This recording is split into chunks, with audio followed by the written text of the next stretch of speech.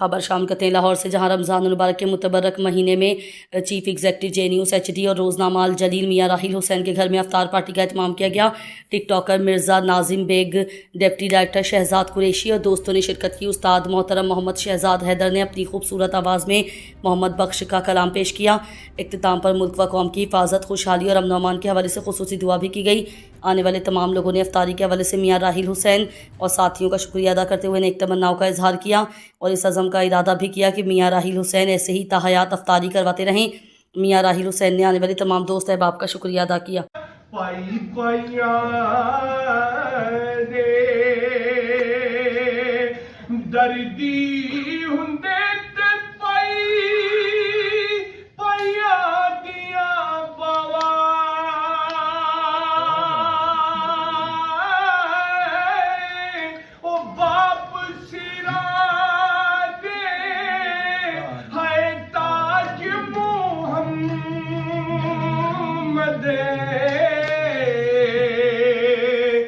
यारो मावा ठंडी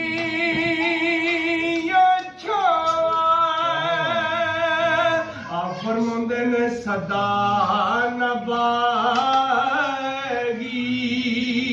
ओए बुलबुल बोले ते सदा नबागी बहारा